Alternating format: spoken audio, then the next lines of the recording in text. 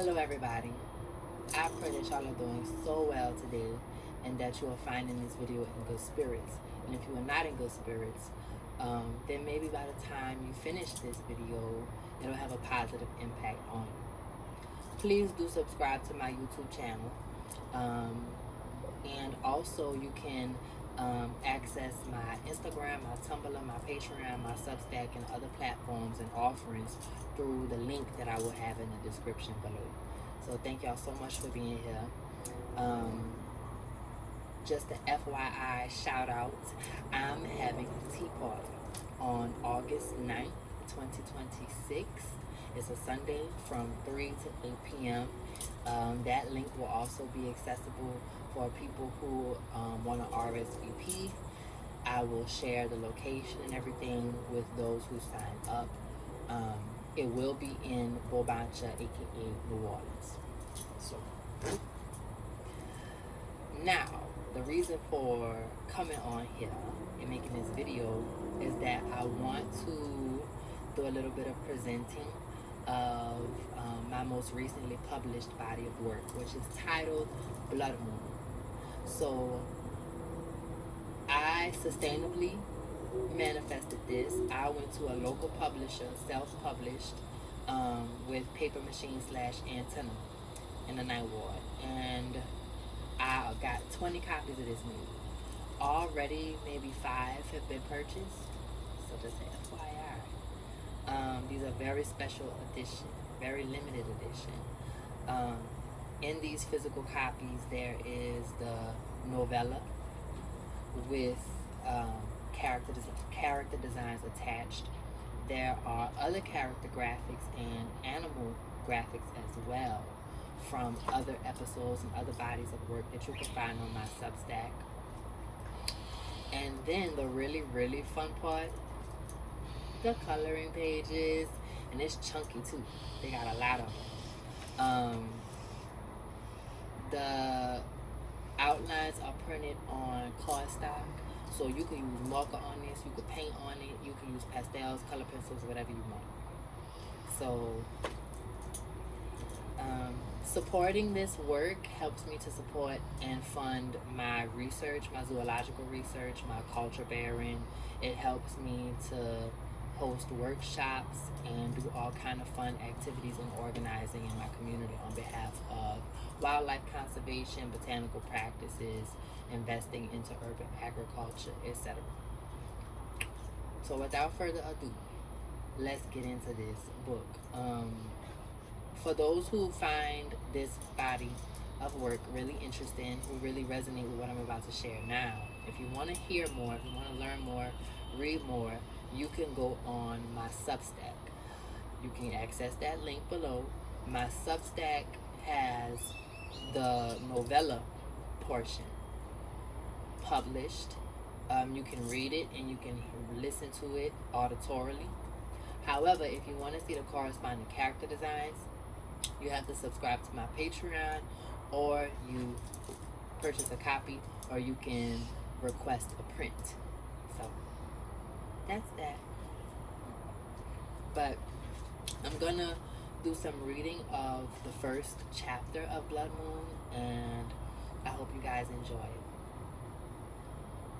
This body of work has been manifested with support from Loud Queer Youth Theater and Bobancha Beholders. And I will also attach a donation link to Loud and also their Instagram so that y'all can check out what they do and what they offer the community and ways you can support them as well, as they have supported me in manifesting my work, etc. When does this take place? Generations after the War of the Fallen. Now, if you don't know what the War of the Fallen is, that's okay, because most people don't. You will not know unless you go and engage the work that I have written and continue to engage the work that I will plug in the future.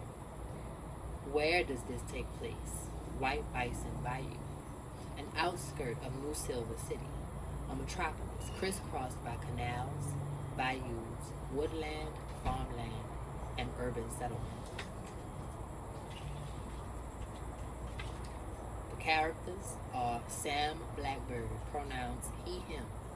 He is a prominent young war captain of the Obashas. Quill Blackbird, he, him, a younger cousin of Sam Blackbird. Raksha BloodMoon, pronouns she, her, an elder wolf woman, over 100 years old. Her hair is silvery white, her eyes are blue and black, and she wears deep crimson. Shasta BloodMoon, he, him, chief of the Blood Moons. Silverlinks, they, them, the scorpion healer. Shoni BloodMoon, she, her, the Blood Moon princess. Nanikali, she, her, the 444 phoenix of protection. Sabalusa, she, her, the current black wolf and 777 phoenix of polarities. Kasai, they, them, a Teshikana warlord. Prince Nuka, he, him, the current Skyfire prince, aka the pitch black wildcat. The Big Falaya, a warlord of the underworld. Omal, the emerald moccasin, keeper of Okwatika. And Kaliki Yakni, they, them, a shaman and keeper of the star swords of Nikanaki. Chapter 1. Sam Blackbird assumed the world's favor as he approached the great lodge of Shasta BloodMoon. He was accompanied by his cousin, Quill Blackbird, and other warriors of the Obasha order. He was dressed in worn armor of navy, black, gold, ivory, and brown, same as his comrades. They were intercepted on their way by warriors dressed in black, ivory, and crimson, with tattoos of the same colored inks across their bronzed and brown skin. They carried longbows, guns, machetes, and decorated spears.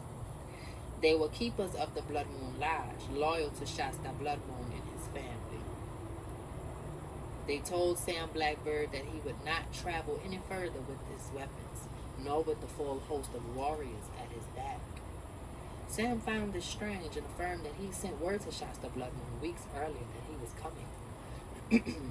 He did not understand either why Shasta would demand he leave his weapons and his company behind, as he never had before. Shasta was a godfather to Sam, who spent much time across his life at the lodge as an honored guest.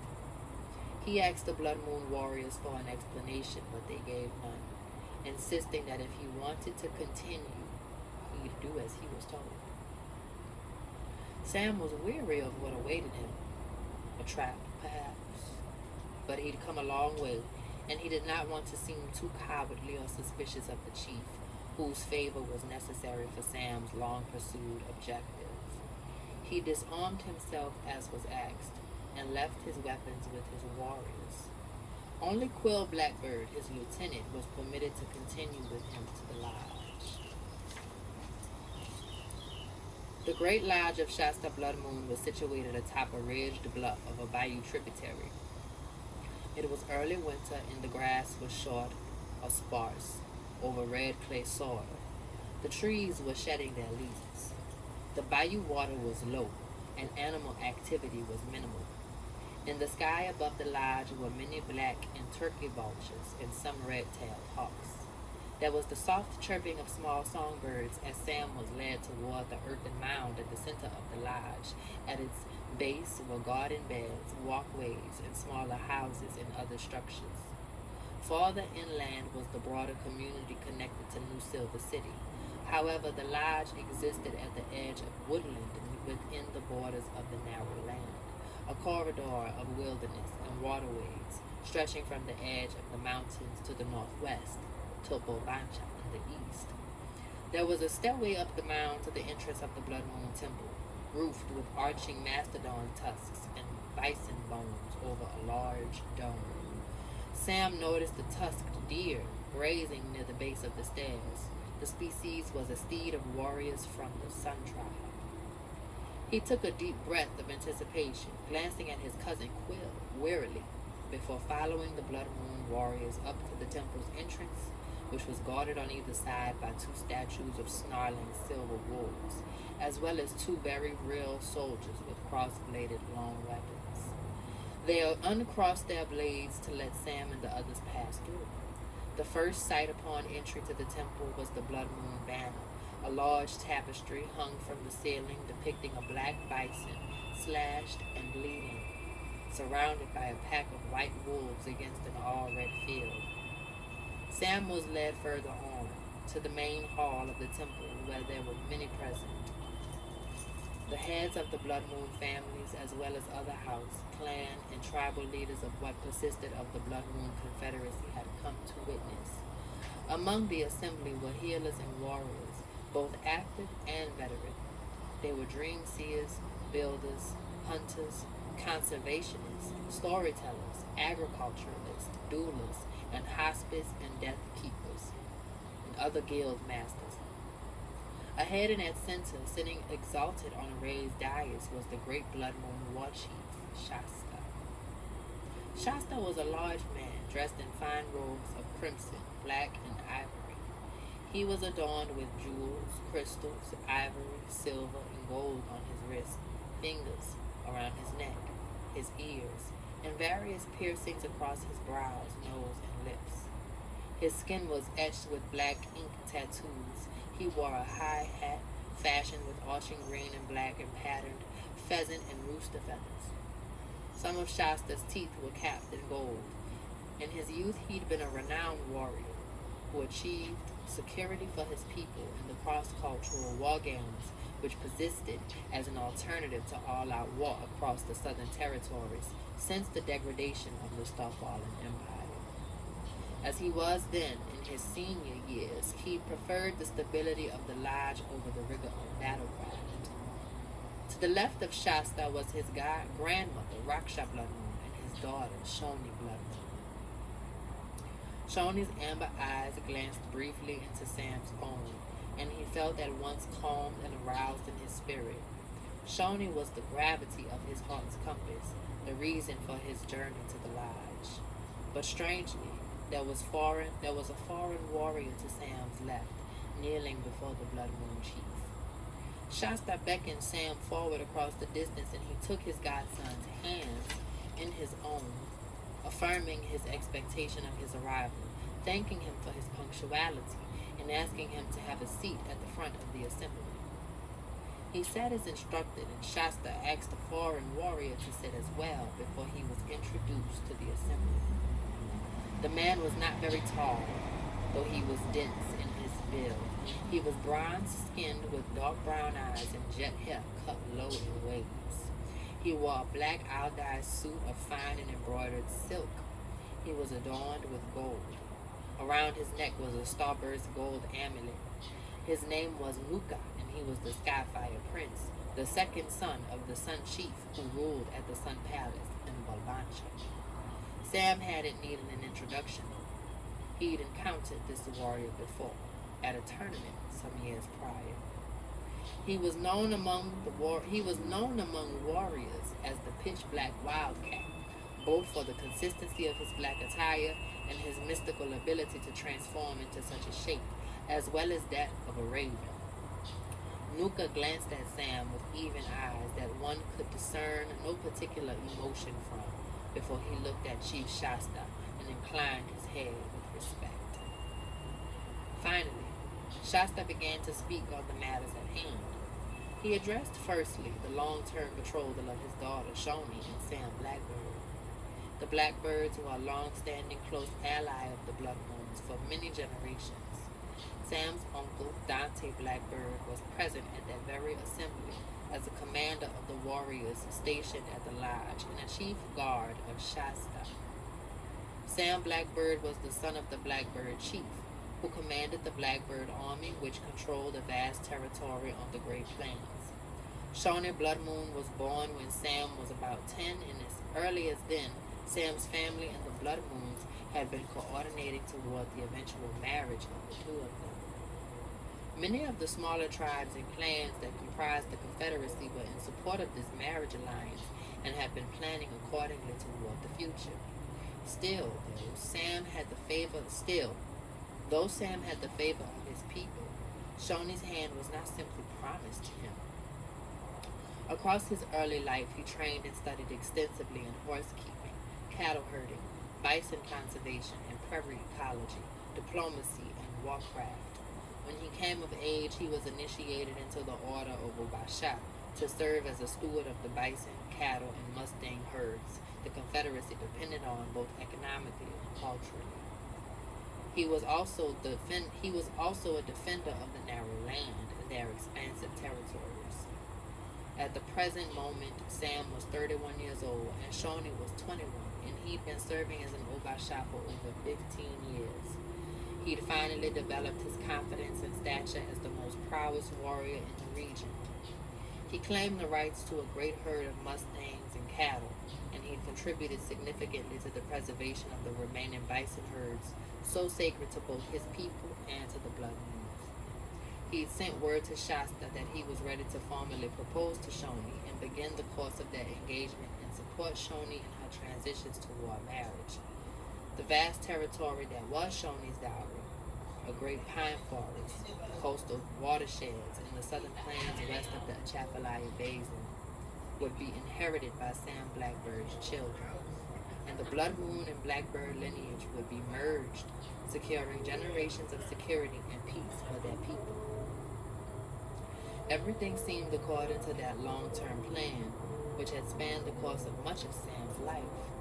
But there was something strange in Shasta's eyes, and an anticipatory and nervous pulse on the hearts of the assembly.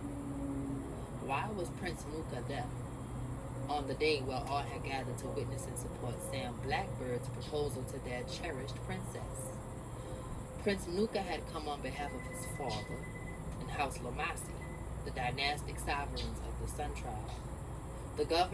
They governed the Atchafalaya Basin and the coastal delta of the Great River. Their territory was not massive, but it was dense with resources, fertile soil and sediment-rich waters and lush forests. Their placement at the mouth of the Great River meant they benefited from jurisdiction of all the trade and travel that flowed through Bulbancha from across the continent and beyond. House Lomasi commanded one of the largest military forces in the south as well, and they were in good standing with the Gokhan Empire, whose governors were situated upriver at Zion. The Lomasi warlords, having secured their region, were interested in expanding their territory westward. They sent Prince Nuka to propose to Shawnee BloodMoon. Upon this revelation, the assembly shifted and spoke amongst themselves. Samuel Blackbird took the news difficultly, but held his tongue to hear Chief Shasta's further thoughts. Chief Shasta gestured for 3 chests to be brought forth, each filled with gold pieces, gems, and crystals and other valuable artifacts collected from the Lomasi's vast treasury. The content was to be distributed generously to the houses gathered at the lodge on behalf of the Sun Chief's intentions of alliance and union. Sam's family was not rich in possession of gold. He'd been prepared to present offerings according to the traditional currencies of the West: 500 horses, 200 heads of cattle, and several of the finest specimens of bison from that year's breeding season. He'd been made to leave his offerings behind. Sam looked upon the gold and was not impressed, but he could see that Shasta was swayed by the currency of the East, his curiosity drawn there. Shasta expressed his interest in considering Nuka's proposal. The assembly bristled. Many were unsettled by the prospect, though they did not outrightly challenge Shasta. Sam, however, could not bear to further hold his tongue. He addressed Chief Shasta. "Great Chief, I fear I've lost your favor and your support." Shasta answered as a chief who does not owe apology, only honesty. "You have served our people devotedly, Sam Blackbird, and I cherish you as an ally and godchild. I don't deny that you've been groomed from childhood to marry my daughter, but the prospect of alliance with the Lomasis was not foreseen. Now that it's been proposed, I must consider it on behalf of the greatest good of Shawnee, my family, tribe, and territory at large.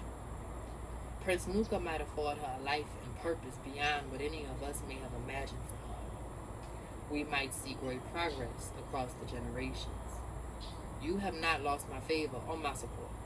and I will see to it that you are rewarded immensely for your bravery, loyalty, and dedication. Sam could tell Shasta was not merely considering Nuka's proposal, he had already decided. Further, Sam sensed the subversive context. The Lomasi's proposal for alliance was tinged with the undertone of threat. If Shastas and the BloodMoons consented to the marriage between Shoni and Prince Nuka, then all might be well. But if they refused and favored her union with Sam, the Lomasis would not simply concede their ambitions of territorial expansion.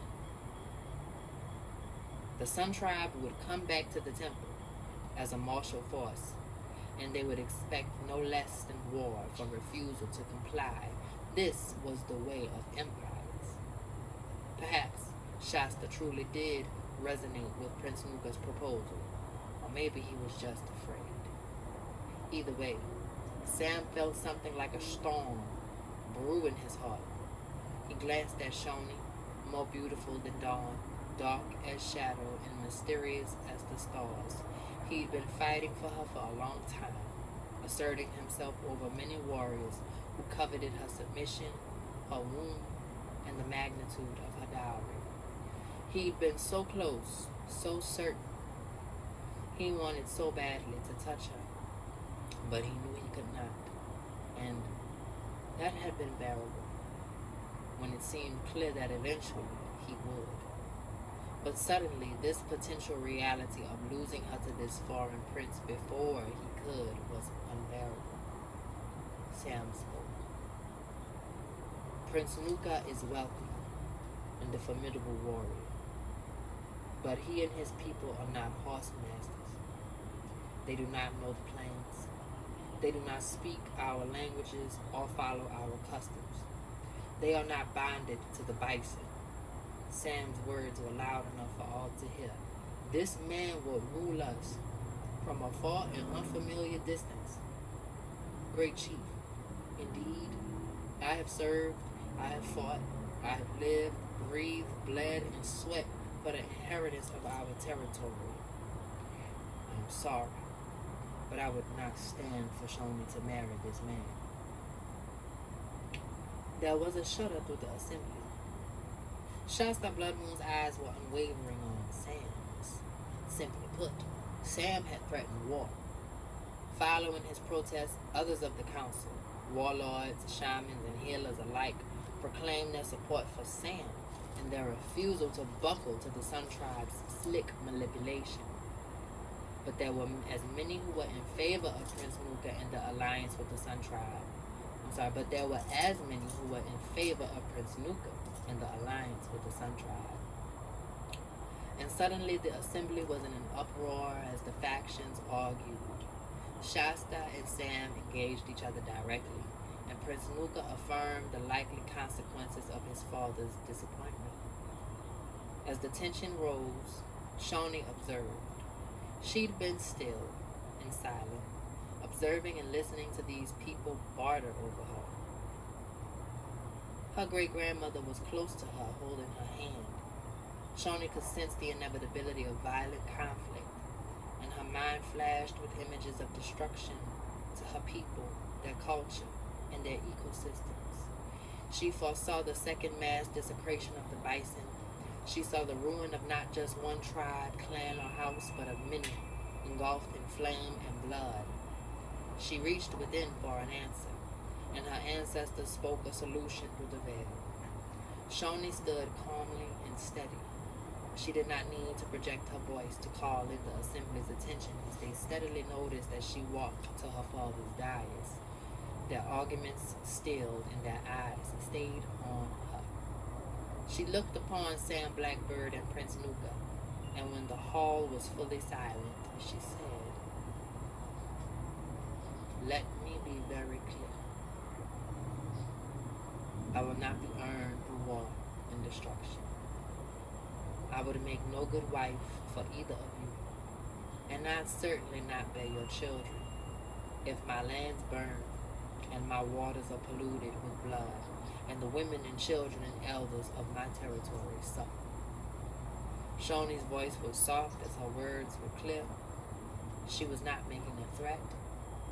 She was establishing a promise. Nuka nor Sam or any others in attendance were foolish enough to mistake her for bluffing. She asserted a refusal to endure unreasonable degrees of grief. Shoni was fearless enough to take herself from a world which assumed she could or should not. If my dowry is the subject, let it not be determined by my elders or those from a foreign tribe. I exercise my right to determine how it is claimed. She asked her father. I'm sorry, I have to reread that. I always mess it up. If my dowry is the subject, let it not be determined by my elders or those from a foreign tribe. I exercise my right to determine how it is claimed. She asked her father, who obliged her to continue. Rather than suffer an all-out war, I propose that a ritual duel be held between the two of you, Sam and Nuka. Let it be fair, publicly witnessed, and sacredly ceremonial. Allow fate to decide whether my dowry will serve the West or the East, whether my children will be blackbirds or lamases. You are both great warriors. I don't take either of you for being reluctant to meet this challenge. Shoni asked. Sam nor Nuka protested Shoni's proposal. A year from now, at the next winter solstice, a tournament will be held on neutral ground. The fair and true victor will have my hand in marriage without protest. Shoni turned to her father, then to the assembly.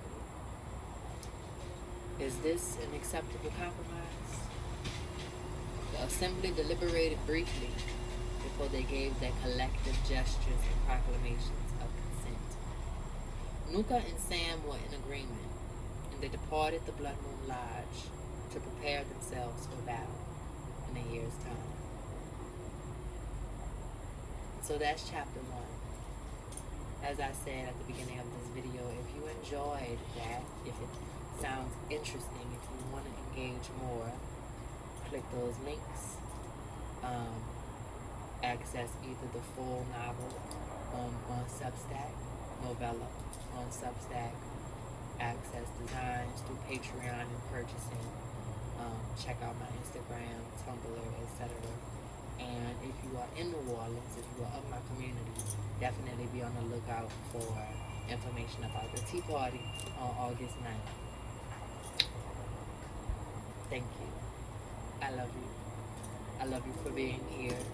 And I pray that this work touches you deeply and positively. Signing out, Keisha Pearl.